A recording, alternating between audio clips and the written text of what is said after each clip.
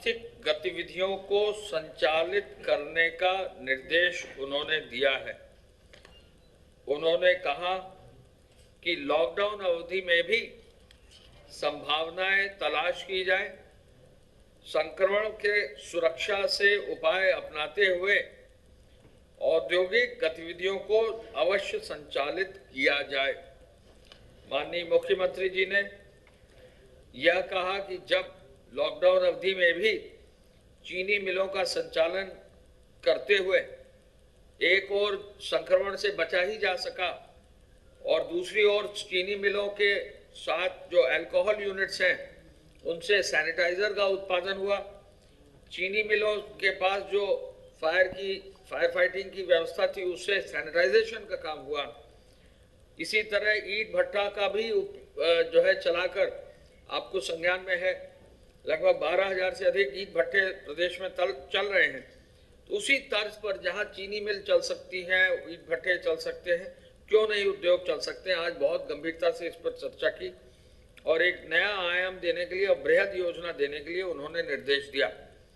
मैं ये बता दूं कि आज शाम को 6 बजे माननीय मुख्यमंत्री जी सभी जो नोडल अफसर्स गए थे जिलों के लिए, वरिष्ठ अधिकारी गए थे, उनके साथ बैठक करेंगे और रात 8 बजे जो है जिलाधिकारी और पुलिस के अधिकारियों के साथ और अन्य वरिष्ठ अधिकारियों के साथ वीसी भी करेंगे।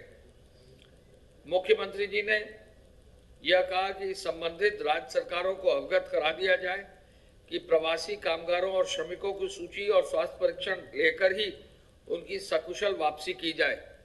मुझे बताने में हर्ष है कि उत्तर प्रदेश के लिए भी जो पहली खेप ट्रेन की थी वो चल चुकी है और जो पहली ट्रेन उत्तर प्रदेश के लिए स्पेशल ट्रेन चली है वो नासिक से आज सुबह 10 बजे के आसपास चली है और लगभग 845 हमारे श्रमिक भाई और वहाँ कामगार जो है उस ट्रेन में बैठकर चले हैं, जो झांसी कानपुर के रास्ते लखनऊ तक जो है कल आ जाएगी। पहली ट्रेन हमारी चल दी। हमारी राज्य सरकारों से वार्ता चल रही है। मुख्यमंत्री जी ने आदेश किया है कि महाराष्ट्र से और गुजरात से प्रदेशों के अधिकारियों से वार्ता करके वहां से ट्रेन और अधिक चलाने की व्यवस्था की जाए। आज ही महाराष्ट्र और गुजरात से चर्चा करी जा रही है कि और अधिक ट्रेन चलाई जाए, लेकिन शर्त हमारी यह है कि जब ट्रेन चले तो उसके पहले हमारे पास पूरी सूची विवरण आ जाए और ये प्रमाण पत्र भी आ जाए कि हर व्यक्ति जो ट्रेन में चढ़ रहा है वो स्वस्थ है और उसकी स्क्रीनिंग कर दी गई। मुख्यमंत्री जी ने इंफ्रारेड थर्मीमीटर भी प्रदान कराने के लिए जनपद स्तर पर कामगारों की स्क्रीनिंग करने के लिए और उनकी 14 दिन की होम क्वारंटाइन के लिए उपचार की व्यवस्था के लिए भी निर्देश दिया। क्वारंटाइन का जो प्रोटोकॉल निश्चित किया है स्वास्थ्य विभाग ने, उसके लिए प्रत्येक जनपद के एक प्रभारी अधिकारी को नामित करने के लिए और प्रभावी पुलिसिंग भी करने का भी निर्देश उन्होंने दिया। अवैध रूप से अंतर्राज्यीय और अंतर जनपदीय आवागमन पर भी उन्होंने निर्देश दिया कि इसको हर हालत में रोका जाए। मुख्यमंत्री जी ने यह कहा है कि प्रदेश में वापस आने वाले समस्त प्रवासी श्रमिकों एवं कामगारों के नाम, पते, मोबाइल नंबर और कार्य दक्षता भी, यानी स्किल क्या है उनकी, ये भी संकलित कर लिया जाए। ऐसे श्रमिकों कामगारों को रोजगार के अवसर सुलभ कराने की सुविधा दी जाए। 15 से 20 लाख लोगों को रोजगार के अवसर देने के लिए कार्य योजना भी तैयार करने का उन्होंने निर्देश दिया है। प्रदेश सरकार ने, आपको संज्ञान में है कि 16 लाख राज्य कर्मचारियों को वेतन समय से दे दिया है और 12 लाख रिटायर्ड कर्मचारियों को भी पेंशन दिए हैं। तो अप्रैल पेड इन मई, यानी अप्रैल माह की तनख्वाह मई महीने में दे दी गई है। आपको मालूम है कि कल माननीय वित्त मंत्री जी ने खुद प्रेस करके जो वित्तीय स्थिति है वो अवगत कराया है। हालांकि राजस्व की प्राप्ति नहीं हुई, फिर भी प्रदेश सरकार ने आगे बढ़कर हर कर्मचारी के लिए, हर शिक्षक के लिए, हर पेंशनर के लिए टाइम से जो है उनकी जो तनख्वाह है, उनकी जो पेंशन है वो उपलब्ध कराई है। मुख्यमंत्री जी ने इस संदर्भ में यह भी निर्देशित किया है कि वित्त विभाग बैठकर ये और जो राजस्व की संभावनाएं हैं उनको तलाशे, और आज इसके लिए पुनः वो बैठक वित्त मंत्री जी के साथ करेंगे। मुख्यमंत्री जी ने कहा है कि कोरोना की इस जंग में लड़ने के लिए हमको उसकी जो इन्फेक्शन की चेन है उसको तोड़ना आवश्यक है। कोविड और नॉन कोविड अस्पताल अवश्य चिन्हित कर लिए जाए और यह भी सुनिश्चित कर लिया जाए कि मरीजों का उपचार केवल कोरोना पुष्ट मरीजों का उपचार जो है केवल कोविड हॉस्पिटल में ही किया जाए, नॉन कोविड हॉस्पिटल में उनका किसी भी रूप में उपचार न किया जाए। स्क्रीनिंग की व्यवस्था दी जाए और लक्षण वाले रोगियों को सीधे कोविड अस्पताल में भेजा जाए। उनके द्वारा यह निर्देश दिए गए हैं कि जैसा मैंने कल और परसों बताया था कि हमारे प्रदेश में 52,000 और बेड्स L1, L2 और L3 लेवल पर बढ़ाने का निर्देश दिया, जिसकी कार्य योजना लगभग अंतिम हो गई। इसको और आगे ले जाकर 1 लाख बेड्स तक करने की निर्देश उन्होंने दिए हैं। और आज ये भी कहा है कि जिन 20 जनपदों में एक भी वेंटिलेटर नहीं है, वेंटिलेटर युक्त बेड, उन 20 जनपदों में वेंटिलेटर अगले 3 दिन 4 दिन के अंदर खरीदकर उन जनपदों में जहां बिल्कुल भी वेंटिलेटर नहीं, वेंटिलेटर युक्त बेड्स किए जाए। ये बहुत बड़ी उपलब्धि है। ऐसे जनपद जहां पहले कभी भी कोई भी चिकित्सकीय व्यवस्था की अच्छे साधन नहीं थे, मॉडर्न जहां पर कोई व्यवस्था नहीं थी, वहां वेंटिलेटर प्रोवाइड फॉर करके उन चिकित्सालयों को अपग्रेड करने का जो निर्देश दिया है, ये एक महत्वपूर्ण निर्देश है, जिससे कि हर जनपद में एक कड़ी ऐसी हो जहां पर कहीं भी कोविड पेशेंट यदि आता है तो उसको तुरंत जो है राहत दी जा सके। मुख्यमंत्री जी ने कहा है कि 60 वर्ष से अधिक आयु के लोगों अथवा छोटे बच्चों को कोरोना से संक्रमित हो सकते हैं, उनका उपचार L2 और L3 अस्पताल में ही किया जाए। L1, L2, L3 चिकित्सालयों में बेड की संख्या को तेजी से बढ़ाने का निर्देश उन्होंने बताया। मैंने आपको सभी मंडलों में L3 अस्पताल स्थापित किए जाए, अभी मैंने आपको बताया, वेंटिलेटर लगाकर, और डॉक्टरों और पैरामेडिक्स की प्रशिक्षण की व्यवस्था की जाए। ये भी एक बड़ा काम होगा। निजी चिकित्सालयों तथा आयुष के चिकित्सकों को प्रशिक्षित करने का पुनः आज उन्होंने निर्देश दिया है। माननीय मुख्यमंत्री जी ने मेडिकल संक्रमण पर आज फिर गंभीर चिंता व्यक्त की है और जो भी सुरक्षा के उपकरण है, ओपीडी किस तरह चलेगी, इसका निर्देश भी उन्होंने दिया है। टेलीफोन पर मरीजों को परामर्श देने का भी निर्देश दिया है। क्वारंटाइन सेंटर, आश्रय स्थल, community kitchen, door to door delivery और बेहतर हो, सोशल डिस्टेंसिंग और बेहतर तरीके से लागू की जाए, भोजन ऐसे प्रिपेयर किया जाए कि कहीं भी कोई कठिनाई ना हो, ये भी जो है एक आवश्यक निर्देश उन्होंने दिया है। मंडियों के लिए उन्होंने एक विशेष निर्देश ये दिया है कि मंडियां कुछ ही घंटों के लिए खोली जा रही। प्रदेश में हर जनपद में अब इंस्ट्रक्शंस जा रहे हैं कि मंडियां लंबी अवधि के लिए खोली जाए, जिससे एक समय पर भीड़ ज़्यादा ना हो। सामान्यतः सुबह 7 बजे से शाम 7 बजे तक जो रिटेल की मंडी है वो खोली जाए। थोक की मंडी तो सुबह 4 बजे खुल जाती हैं।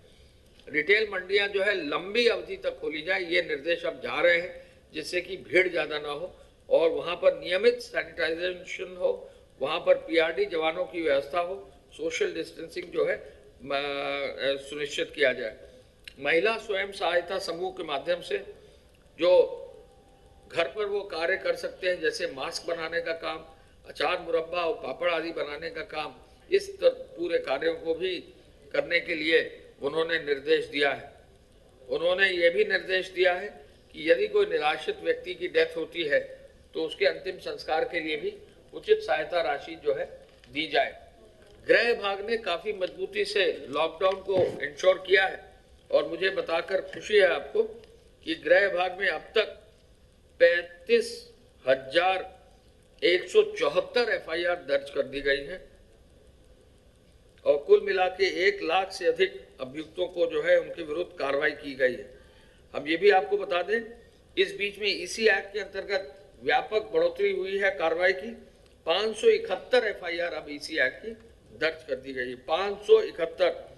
और इसके अलावा वाहनों की चेकिंग में भी जो है चालान की संख्या अब 7,57,000 हो गई है और 34,000 से अधिक वाहन को सीज कर दिया गया है और 14 करोड़ राशि जो है वो अब जमा हो गई है, जो लोगों से जमा की गई है।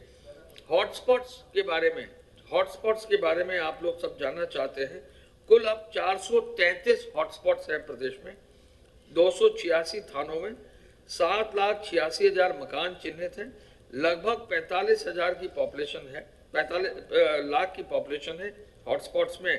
और हॉटस्पॉट्स में जो है लगभग हमारे 3/4 केसेस हॉटस्पॉट्स के अंदर ही स्थित हैं। 433 हॉटस्पॉट, 286 थाने, 7,86,000 मकान, 45,35,000 पॉपुलेशन, 1,712 वहाँ कोरोना पॉजिटिव केसेस, संदिग्ध की संख्या 18,000, इंस्टीट्यूशनल क्वारंटाइन में भेजे गए 8,000, लगभग 3,000 से अधिक बैरिकेडिंग की गई। अब तक इनमें जो है चालान जो है 20,000 चालान हॉटस्पॉट्स में कर दिए गए और जब्त गाड़ियां लगभग 1,500 गाड़ियां जब्त कर ली गई और 2,000 मुकदमे जो है हॉटस्पॉट्स में दाखिल किए गए हैं। हम ये भी आपको बता दें कि फेक न्यूज़ पर सरकार ने काफ़ी सख्ती की है और फेक न्यूज़ के आधार पर जो है अब तक 679 मामले 679 मामले हमारे संज्ञान में आए हैं और इसमें अब तक फेसबुक, टिकटॉक, ट्विटर और व्हाट्सएप के लगभग 37 फेसबुक के, 47 टिकटॉक के, 38 ट्विटर के और 1 व्हाट्सएप के अकाउंट को ब्लॉक किया जा चुका है। उनसे संबंधित से अनुरोध कर साइबर सेल के थानों में अब फेक न्यूज़ की जांच चल रही है। हमारी हिदायत रहेगी कि कोई भी न्यूज़ ऐसी न चलाएं जो फेक न्यूज़ की श्रेणी में आए, अन्यथा इस मामले में जो है बाद में दिक्कत आपके समक्ष, हम सबके समक्ष आती है। फेक न्यूज़ किसी भी रूप में न चलाएं। दूध का वितरण आज 35,27,000 लीटर हुआ है। कुल जो है प्रोडक्शन 55 लाख से अधिक हुआ है। कुल जो है फूड पैकेट्स आज 12,41,000 बांटे गए हैं और जो राशन कार्ड है 3,50,00,000 से अधिक जो राशन कार्ड है उसमें से कल पहले दिन 30 लाख राशन कार्डों पे राशन का वितरण सुनिश्चित कर लिया गया है। वीट प्रोक्योरमेंट भी तेजी से चल रहा है और वीट प्रोक्योरमेंट के कामों में भी बहुत तेजी लाई गई है। आपको मालूम है कि कल माननीय मुख्यमंत्री जी ने मई दिवस के अवसर पर सभी कामगारों से जो है 1-to-1 उन्होंने एक्सरसाइज की थी, जिसमें उन्होंने उनसे इंटरैक्ट किया था। अब तक जो है कुल मिलाकर जो धनराशि दी गई है वो ठीक 300 करोड़ रुपए की धनराशि 1,000 रुपए की दर से अब लोगों को बांट दी गई है। यानी 30 लाख कामगारों को, निराश्रित मजदूरों को, श्रमिकों को अब ये धनराशि दी जा चुकी है। उद्योग भाग में उद्योगों को चलाने के लिए जो व्यवस्था है, अब 8,400 उद्योग जो है चला दिए गए हैं। पहले ये संख्या काफ़ी कम थी और ऐसे में जो नई व्यवस्था लॉकडाउन फेज 3 यानी 4 तारीख से जो लागू होगी, जैसा मैंने कहा माननीय मुख्यमंत्री जी ने उद्योगों के लिए विशेष जो है बल दिया है और जल्दी ही आज ही आदेश आ जाएगा जब आपको सबको जानकारी हो जाएगी कि 4 के बाद सरकार के प्रदेशों के लिए, अपने प्रदेश के लिए क्या नीति रहेगी और क्या क्या चीज़ें जो है खुलेंगी और क्या प्रतिबंध रहेगा। प्रमुख सचिव स्वास्थ्य। धन्यवाद। बता। प्रदेश में कोरोना वायरस के संक्रमण के कुल 127 नए मामले आए हैं। कुल एक्टिव केसेस की संख्या इस समय प्रदेश में 1,756 डिस्चार्ज हुए मरीज 656, 43 लोगों की अभी तक मृत्यु हुई है। कुल केसेस की संख्या 2,455, 2455। ये 64 जिलों से 64 डिस्ट्रिक्ट से प्रकरण आए हैं, जिनमें से 6 जिले ऐसे हैं जिनमें कोई भी एक्टिव इन्फेक्शन का केस नहीं है। 6, कल प्रयोगशालाओं को 3,356 सैंपल्स भेजे गए और प्रयोगशालाओं ने कल 4,431 सैंपल्स का परीक्षण किया। जो 4431 जो हमारा थोड़ा बैकलॉग था उसको वो क्लियर हो रहा है। कुल जो आइसोलेशन वार्ड में मरीजों की संख्या है इस समय वो 1,841 और फैसिलिटी क्वारंटाइन में जो लोग रखे गए हैं उनकी संख्या 11,769 11,769। कल भी पूल टेस्टिंग हुई 11 प्रयोगशालाओं के द्वारा और उनमें 331 पूल की टेस्टिंग की गई, जिसमें 1,607 सैंपल्स की टेस्टिंग हुई। 331 में से 23 पूल्स पॉजिटिव आए और 308 पूल्स नेगेटिव आए। जो बाहर से प्रवासी आएंगे, प्रवासी कामगार या और बाकी लोग जो आएंगे, उनके संबंध में विस्तृत शासनादेश कल जारी कर दिया गया है। आने के पश्चात सर्वप्रथम उनकी स्क्रीनिंग की जाएगी। स्क्रीनिंग में जो लोग बिना लक्षण के और स्वस्थ पाए जाएंगे उनको होम क्वारंटाइन में भेजा जाएगा। वो 21 दिन के होम क्वारंटाइन में रहेंगे। उनके घर के आगे एक फ्लायर लगाया जाएगा जिसमें कि तिथि लिखी होगी कि कब से कब तक वो होम क्वारंटाइन में है। जिनमें थोड़े बहुत भी लक्षण पाए जाएंगे उनको वहीं पर रोक लिया जाएगा और उनकी फिर जांच करवाई जाएगी RT-PCR के माध्यम से। अगर उनमें कोरोना वायरस की पुष्टि होती है तो उनको अस्पताल में भेज दिया जाएगा, आइसोलेशन वार्ड में चले जाएंगे। अगर पुष्टि नहीं होती है तो भी उनको 7 दिन तक वहाँ रोका जाएगा लक्षण वाले लोगों को, और 7 दिन के पश्चात पुनः जांच करवाई जाएगी। अगर उनके पुनः जांच जो होती है उसमें भी अगर वो निगेटिव आते हैं तो उनको 14 दिन के लिए होम क्वारंटाइन में भेज दिया जाएगा। इसमें प्रदेश में ये व्यवस्था की जा रही है क्योंकि बड़ी संख्या में लोग होम क्वारंटाइन में जाएंगे तो कम्युनिटी सर्वेलेंस की व्यवस्था की जा रही है।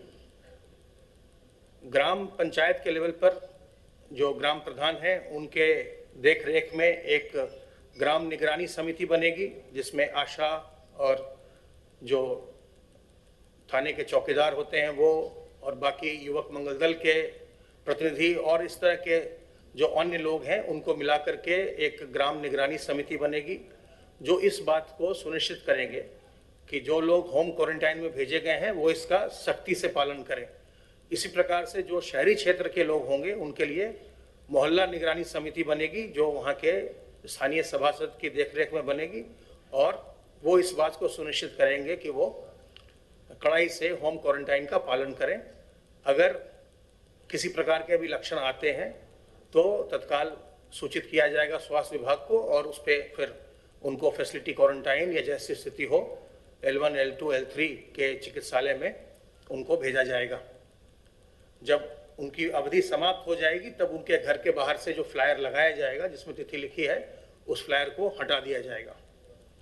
आपको मैं ये भी सूचित करना चाहता हूँ, जैसा आपको मैंने 1-2 दिन पहले बताया था, लॉकडाउन के दौरान प्रदेश में जो वैक्सीनेशन की व्यवस्था थी, इम्यूनाइजेशन की व्यवस्था थी, उसमें एक ठहराव आ गया था। बच्चों का वैक्सीनेशन थोड़ा रुक गया था क्योंकि लॉकडाउन में बिल्कुल ही आना जाना रुक गया था।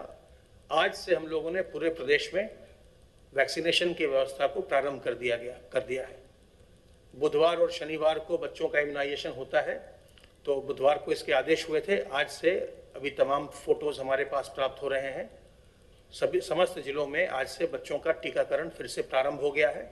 आपके माध्यम से मैं लोगों से ये अनुरोध करना चाहता हूं कि जिन बच्चों का टीकाकरण ड्यू हो गया था या थोड़ा उसमें विलंब हो गया था, तत्काल अपने बच्चों को टीकाकरण करवा लें, टीका लगवा लें, ताकि जिन बीमारियों के लिए टीका लगाया जाता है उससे वो बचे रहें और बच्चों को भविष्य में वो बीमारियां न हो।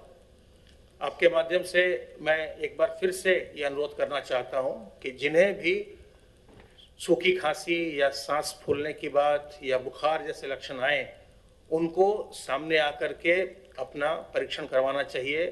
ये एक संक्रामक बीमारी है और ये संक्रमण जो है किसी को भी हो सकता है, इसमें कोई घबराने की बात नहीं है। आप सामने आइए, बताइए।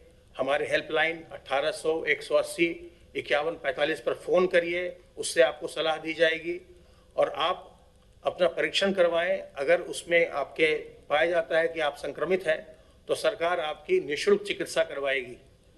इसको जितना ही हम छुपाने का प्रयास करेंगे उतना ही अपने हम इष्ट मित्रों और अपने परिवार वालों को भी हम संक्रमण देंगे। ऐसा देखने में आ रहा है कि जहां लोगों ने विलंब किया, कई घरों में हमारे पास जो सूचना आ रही है उसमें एक व्यक्ति को हुआ, उसने विलंब किया तो उसके घर के 5 व्यक्ति को या 8 व्यक्ति को संक्रमण की बात सामने आई।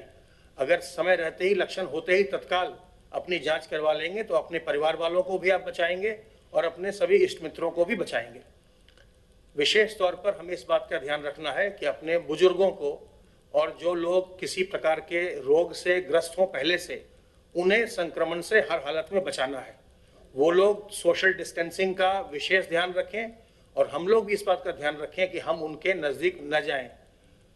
हाथ साबुन पानी से बार बार धोते रहें, सोशल डिस्टेंसिंग का ध्यान रखें, अपने चेहरे, मुंह और नाक को फेस कवर से ढकें, रुमाल, मास्क, दुपट्टा, गमछा, किसी न किसी चीज़ से अपने चेहरे और नाक को ढकिए और साथ ही ऐसे कुछ प्रयास कीजिए जिससे आपकी शरीर की प्रतिरोधक क्षमता बढ़ती है।